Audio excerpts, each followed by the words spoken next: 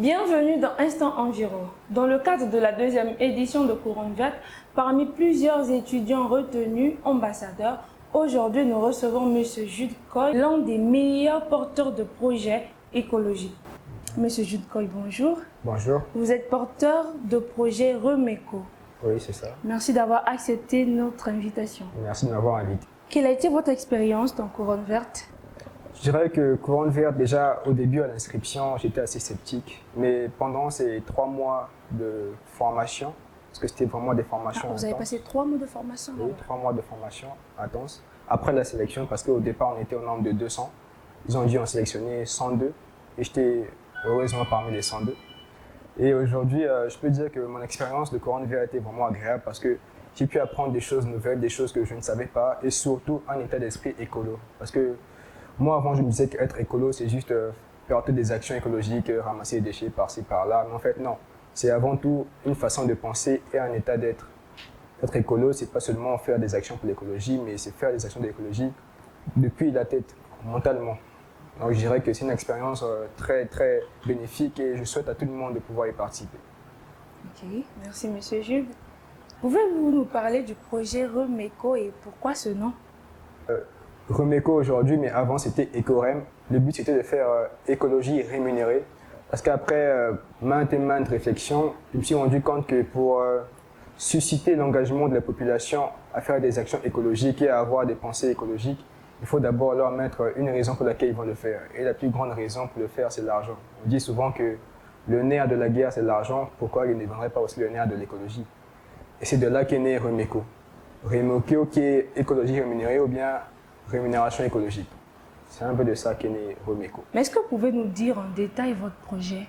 Remeco, c'est un projet innovant qui vise à récolter des déchets plastiques, aluminium et papier pour les transformer premièrement en matières premières destinées à être vendues aux entreprises et deuxièmement en produits grand public.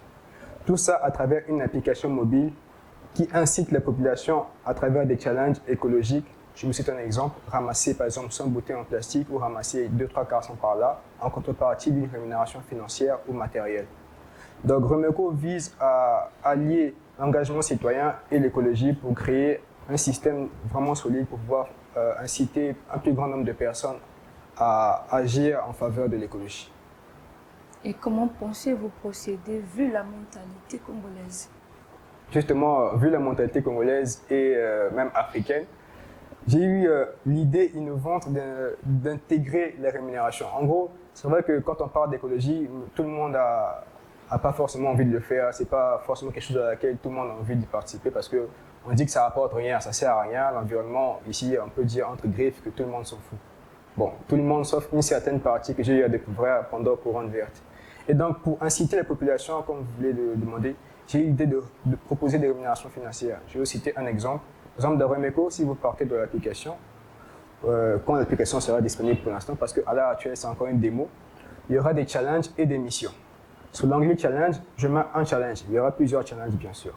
Un exemple de challenge, ramasser 100 bouteilles en plastique. En contrepartie de ramassage de 100 bouteilles en plastique, je vous rémunère une somme de 1000 francs. En gros, si vous ramassez les 100 bouteilles en plastique, vous gagnerez 1000 francs. Et une fois avoir ramassé toutes ces 100 bouteilles en plastique, on mettra des points par-ci par-là dans la ville où on pourra collecter ces bouteilles en plastique et après, le jour J, on vous donne votre argent. La rémunération sera donc un clé puissant pour susciter de l'engagement envers la population afin qu'ils puissent agir en faveur de l'environnement et de l'écologie. Et après, vous allez faire des recyclages de ces Oui, bouteilles? quand vous allez y devenir, on va faire des recyclages de bouteilles. Et quel genre de matières premières vous allez fabriquer? Voilà, déjà, premièrement, comme j'ai dit, c'est des matières premières. Les matières premières, c'est juste, on va dire, des flocons de plastique. Pas mal d'entreprises ici, là, au territoire congolais, même international, utilisent des flocons de plastique pour transformer en produits qu'on connaît communs. Par exemple, le câble du micro qu'on utilise actuellement est utilisé avec des flocons de plastique. Les bouteilles en plastique ou les bouteilles d'eau sont utilisées avec des flocons de plastique. En gros, ces entreprises, elles achètent généralement ces flocons de plastique à l'étranger, en Chine, en Angola, au Cameroun. Et je me suis dit, pourquoi ne pas en avoir ici aussi au territoire congolais pour pouvoir nous aussi exporter à l'étranger. Ça, c'est le premier point. Et le deuxième point, à défaut d'avoir des matières premières en flocons, juste en flocons, pour vendre aux entreprises, on va fabriquer des produits grand public. Qu'est-ce que j'entends par produits grand public? On peut voir là des sacs ou des emballages en plastique ou en papier. On revendra ensuite à des grossistes par-ci par-là dans les marchés. Et en dehors de ça, y a-t-il d'autres choses que vous allez proposer ou bien... Oui, il y a d'autres choses, mais premièrement, on va se baser sur ça parce que c'est un Exactement. peu trop innovant d'imaginer plus. Mais en plus comment dire, de vendre des produits et de les transformer, Romeco prime surtout sur la sensibilisation. Parce avant de se mettre à vendre des trucs, il faut d'abord sensibiliser les gens sur la façon dont il faut le vendre et pourquoi il faut le vendre. Aujourd'hui, la guerre contre le plastique, c'est une guerre mondiale. Et rapporter des solutions comme la nôtre, transformer des matières premières, des matières plastiques, des déchets en matières renouvelées, recyclées, c'est vraiment un défi qu'il faut faire comprendre à monsieur tout le monde pour que Oui, exactement. tout le monde puisse s'y habituer. Aujourd'hui, vous venez de le dire, c'est pas facile de sensibiliser la population, étant donné peut-être la mentalité. Mais quel est le message que vous pouvez donner aux jeunes aujourd'hui, et pas seulement les jeunes, mais à toute la population, Voilà. afin d'y remédier? Parce qu'on voit aujourd'hui, il y a des bacs qui sont brûlés, il y a des poubelles qui sont jetées ça et là. Vu votre projet, quel est l'avis que vous pouvez donner ou le conseil que vous pouvez donner à la population? Merci pour cette question. Et j'aimerais justement rebondir en disant, aujourd'hui, si je suis élu ou couronné ambassadeur écologique, c'est pas parce que j'ai participé à une formation de 3 mois ou bien que voilà, j'ai fait un projet innovant en faveur de l'écologie. C'est surtout parce que au cours de ces 3 mois, j'ai appris quelque chose de très important, la façon de penser écologique. Je crois qu'aujourd'hui, c'est pas parce que je suis devenu ambassadeur que je peux me prétendre être vraiment ambassadeur. Pour moi, je définirais une personne comme étant un ambassadeur écologique. C'est une personne qui fait des actes en rapport avec l'environnement. En gros, si aujourd'hui je peux donner un conseil ou un avis sur ça, je dirais que voilà, être un ambassadeur écologique, c'est d'abord une personne qui fait des actions en faveur de son environnement. Donc, si vous avez compris ce que je veux dire, ça veut dire que tout le monde peut être ambassadeur écologique. Tout le monde peut devenir ambassadeur écologique et décider de faire des actions en faveur de l'environnement. Et c'est quoi l'environnement? L'environnement, c'est l'homme, la nature et les animaux.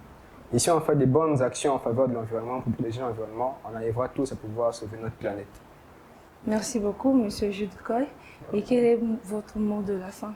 Comme mot de la fin, je dirais que pour toutes les personnes qui sont senties vraiment sensibilisées sur le projet, qui ont vraiment à cœur de pouvoir porter une main ou une aide à ce projet Romeco, qui, je pense, pourra grandement aider notre environnement, surtout notre environnement africain avec de nombreux déchets qu'on voit par-ci par-là de la ville, susciter une grande partie de la population.